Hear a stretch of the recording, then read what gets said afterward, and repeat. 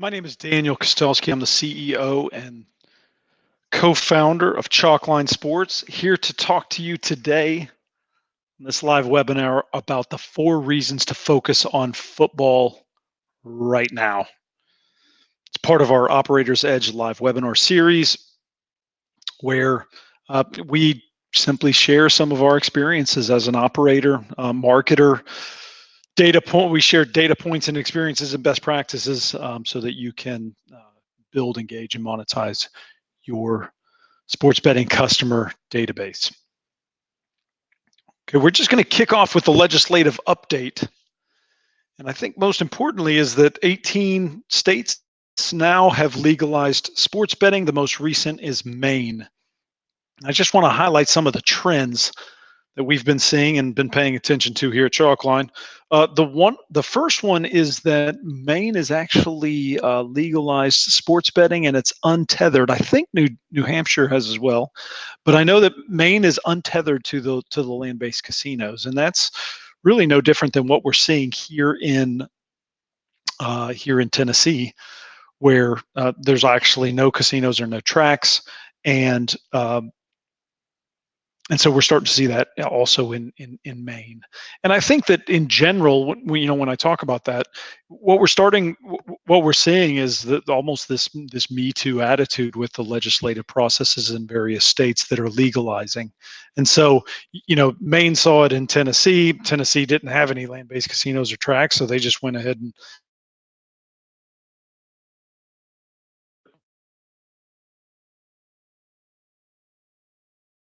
so carries on from the integrity fees. So we saw,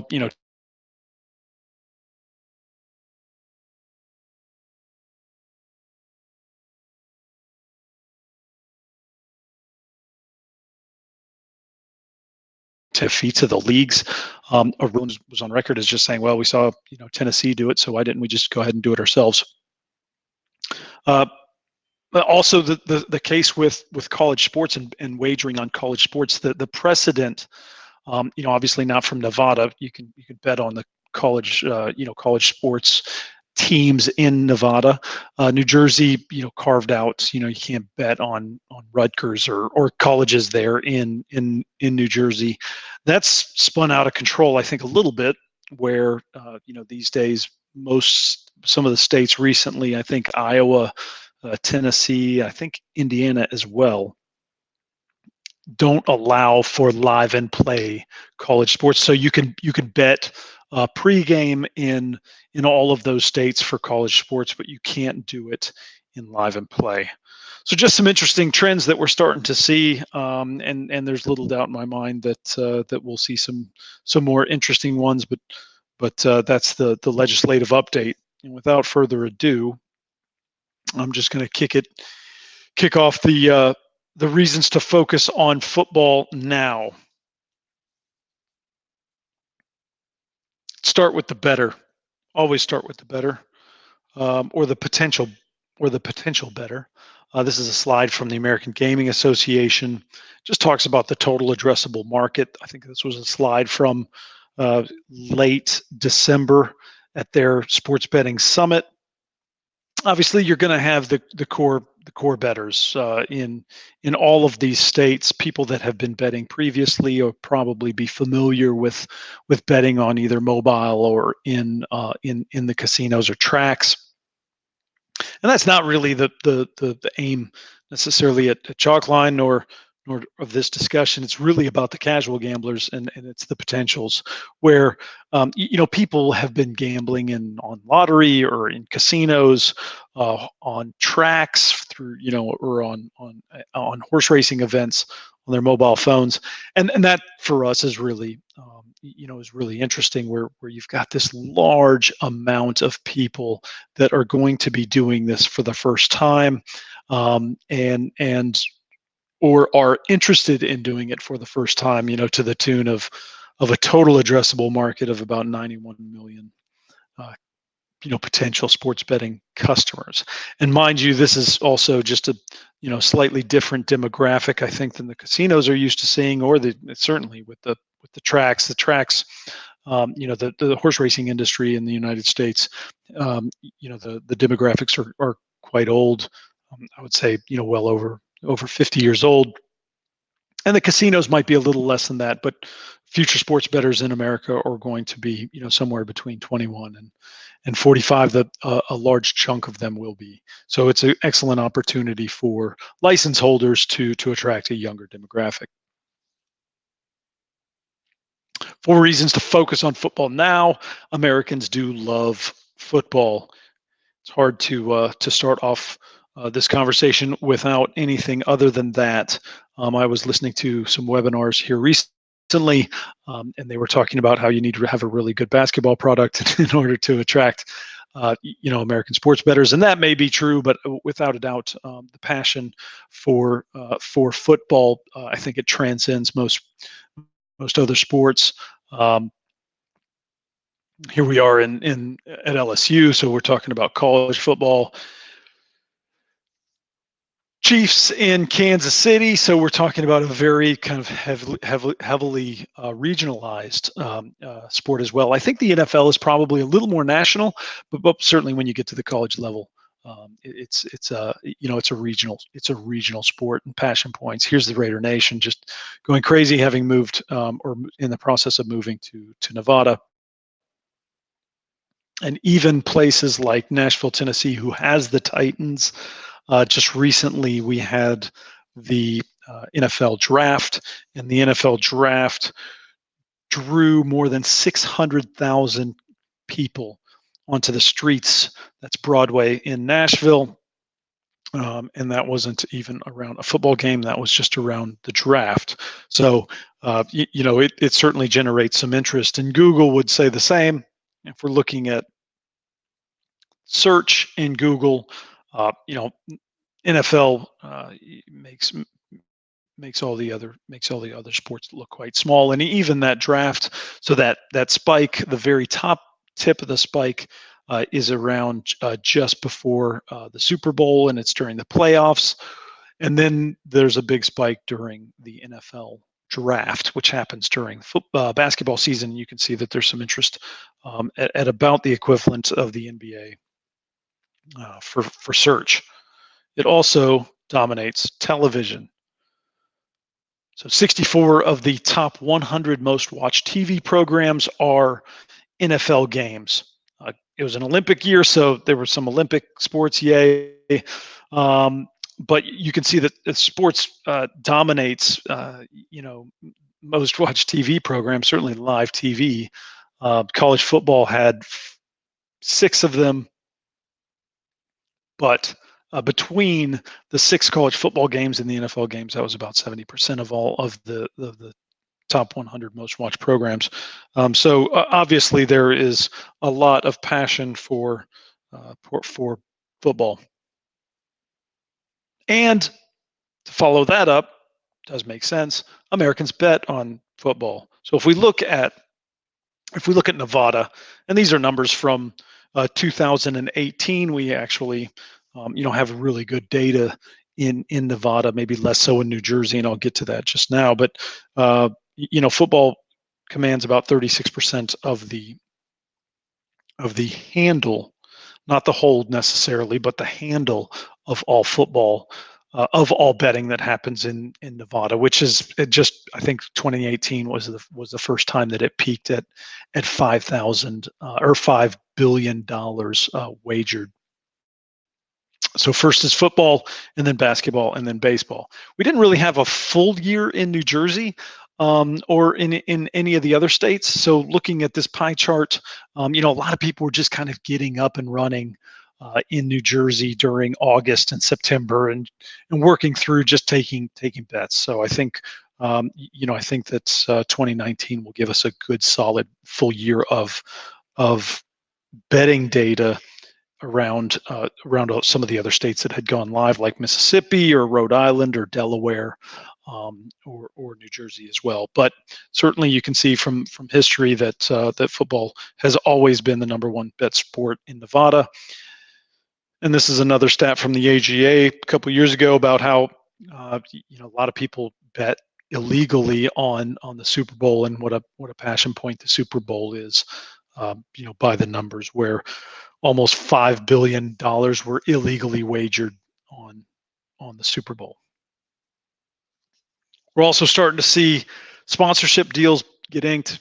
Caesars in the NFL could have done a deal anytime throughout the past 25 years. They happened to do a deal with Caesars recently, although they said it wasn't around sports betting. It feels a lot like that. It was. It had to do with sports betting, and that deal was done just at the beginning of this year. So the NFL now is starting, and the leagues are starting to see additional revenues from sports betting.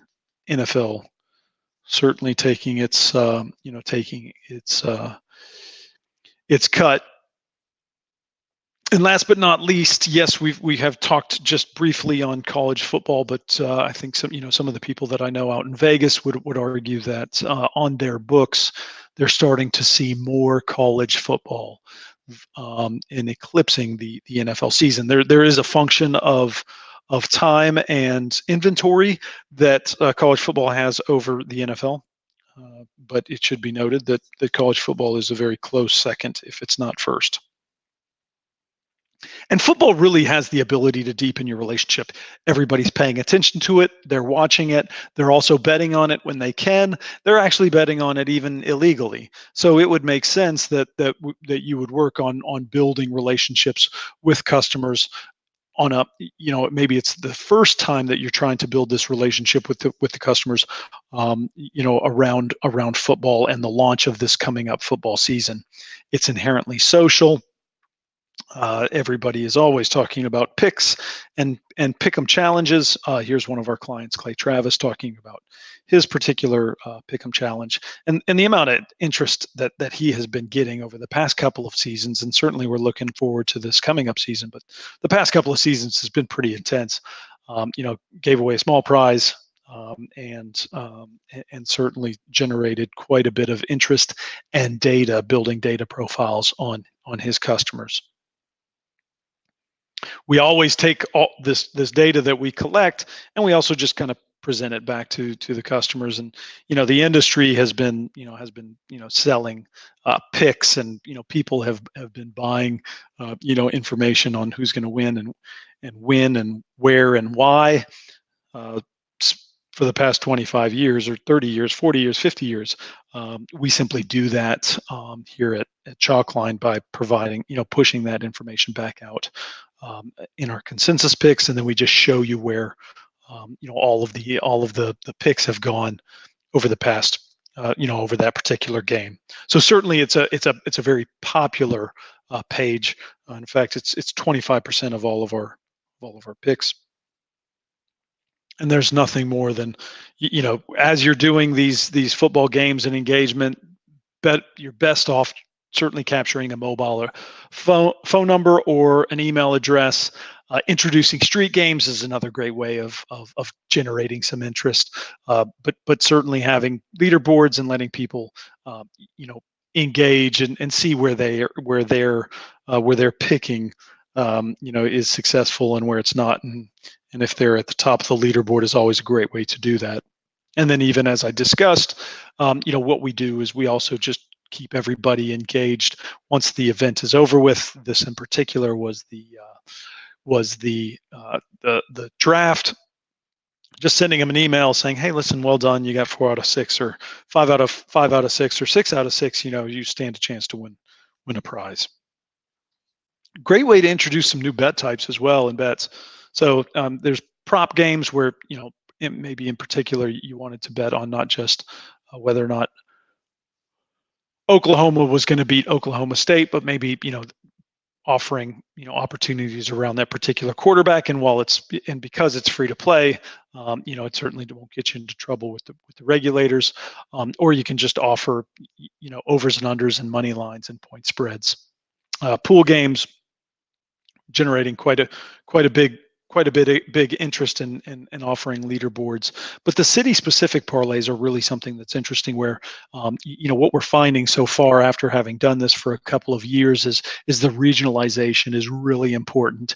Yes, there are national games that always generate interest, and there are national teams, not just in the NFL, but like Notre Dame have a national interest. But it's really getting into the details around the regionalization, where you're offering, you know, Big Ten pick'ems to the regions where Big Ten games are being played, where Big Ten teams are, and SEC games, in the maybe in the South, Big 12 teams in Texas and Oklahoma.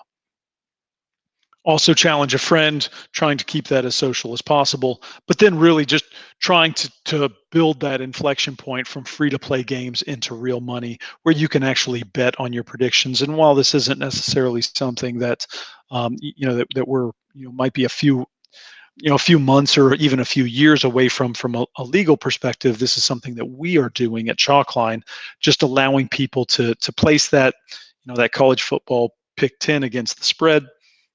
Would you like to bet on your predictions? So we allow that to happen, and we facilitate that, having integrated with the sports books. We facilitate that all at Chalkline ourselves.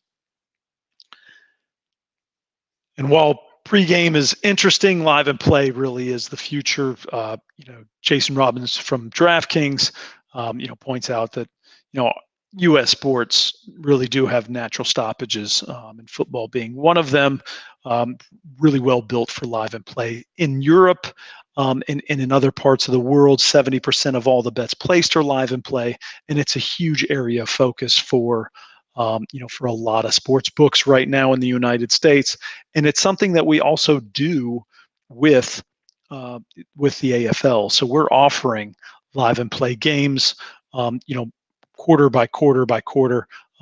Come in, you miss the opening whistle, but you have an opportunity to back your picks in the AFL games that we're doing with them. New Jersey's already sitting at 35% live and play. And there's some examples of some of the markets that we offer the results: next play, total yards gained, those types of events and markets that we offer in that AFL game. Mind you, I will say it's a little more advanced sports bet, but while it's live and play, it's an excellent opportunity to engage with fans during the game. Number 4, start now. We're having this in mid-June so that people can understand and start to learn establish the processes for marketing teams. Get going now so that you're ready for August the 1st, which is the first preseason NFL game. I'll talk about that just now. One great way is when we integrated our sports book into Sun International, we integrated the loyalty program so that you could earn and burn with the loyalty program, which was a great way to get casino players over to our sports book. And the survey that we conducted, there was 50 to 60% of the loyalty card members admitted that they would bet on sports inside of the same brand.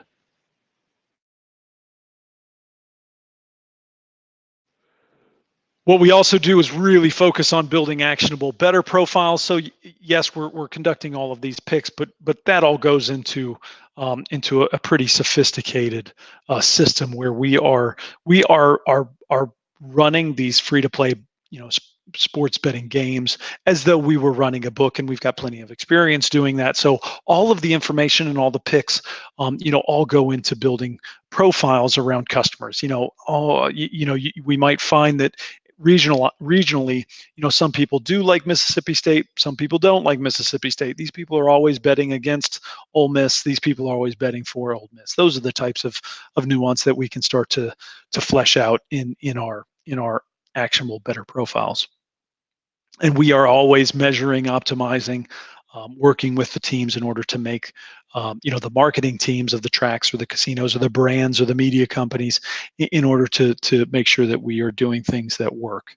So it's a constant effort between that chalk line's looking at providing an intel around those particular games, and that those preseason reps are not just for the NFL or for college football, but they're also for the marketing teams. So it's not rocket science, but kind of get going, and certainly if you prepare well enough, the first couple of weeks should go pretty smooth.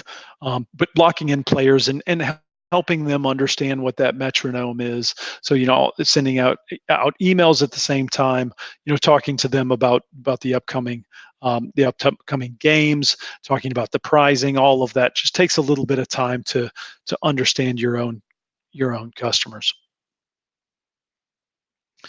So we are focused on football. So what can you do right now? Well, free to play games obviously is our answer, and I'm sure that there are a few other answers as well. But how do you enter? It only requires an email address, mobile number, rewards number. We can authorize against reward or loyalty program numbers as well. It's legal in all 50 states. You can give away T-shirts. You can give away $1 million. Anything in between. And it's also legal in most of the globe as well. So we can include live odds, and it's certainly a great opportunity for us to educate, that total addressable market. It's a great way to educate and engage with those particular customers maybe that are a little nervous about placing their first bet. We'll get you into the system. We'll show you what the new players are looking like, what the sources of those new customers are looking like, and then also just drilling into the personas. So yes, we certainly recommend that football season is a great time for you to start this process. But once you start and kick off football season, NBA season is right behind. There's big events like the French Open. There's golf events that are occurring. So we would fold in all of these different sports and markets so that we can start to build much more richer profiles and personas on your particular customers. I get this all the time. Where are my customers going to be coming from? Well, they're going to be coming from owned, which is email loyalty and known guests. Earned media, which is your PR or your social, and then there's some excellent opportunities around sponsorships to leverage your sponsorships and create awareness around your sponsorships so that we can do free to play games to tell all of your customers, hey, listen, play this free to play game, stand a chance to win bed nights, but it's around your sponsored teams, properties, sports. Great way to identify every retail patron. There's going to be a lot of viewing events that happen throughout football season. No better way than to just send everybody that's coming that quick link and have them back their team. And then give away a prize as well. So we just talked a little bit about So in summary, we talked a little bit about the legislative process. We know that Americans love football, and we demonstrated some reasons why. Also, people bet on football more than any other sport. It's an excellent opportunity for you to deepen your relationship, and you really need to start now. So are there any questions? I think I've got some questions, and I'm just going to kick off with the first one that I see. And that is,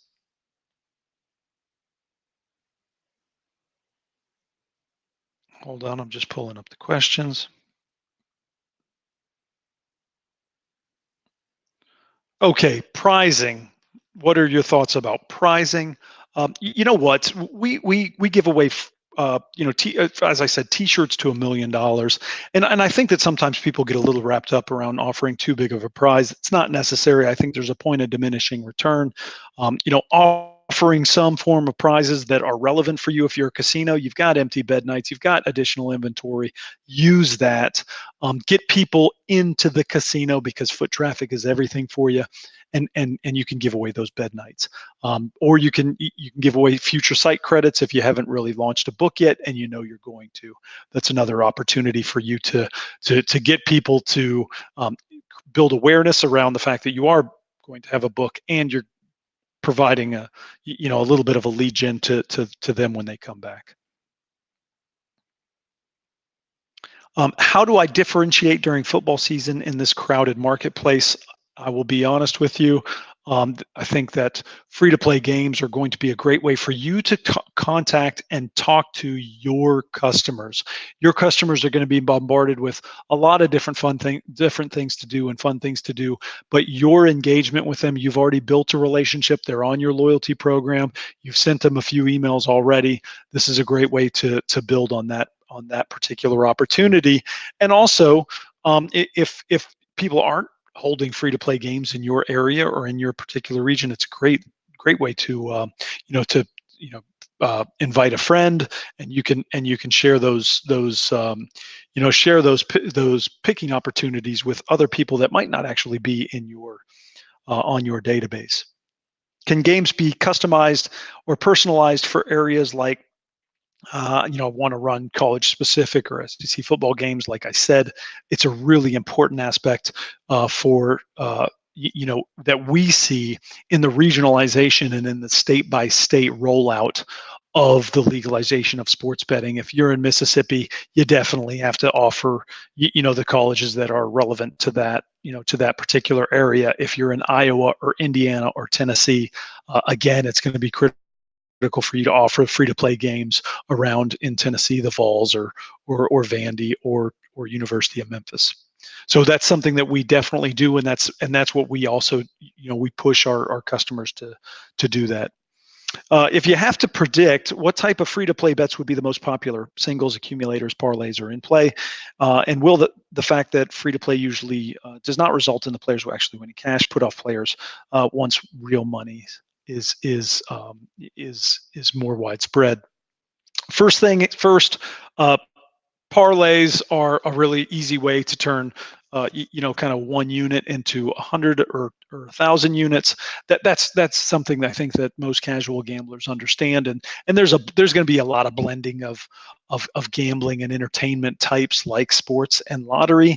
For us, the feedback so far in the market is offering those parlays, but also what we're seeing in New Jersey is we're seeing that parlays make up 40% of the book's net revenues. So obviously people in New Jersey are maybe a little less sophisticated than in Nevada, where parlays are kind of less than 10% of the market.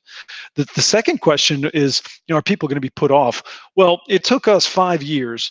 Once we sold the sports book to the land-based casino, it took us 5 years to get to a point where 80% of our revenues were coming from the casino loyalty database. So it takes a long time. Just because you simply, put a sports book into your casino does not mean that you're just going to get every single sports bettor to go there. They need certainly the early adopters are going to go and place their bets, but you need to educate, coach, mentor, teach, soften that blow. A lot of people want to bet on sports; they're just a little intimidated by it, and the kiosks are a good example of that. But I think we're going to see, people still 2, 3, 4, 5 years from now. Everybody is always at a different level of education, and free to play games are always going to provide that soft engagement with the sports book.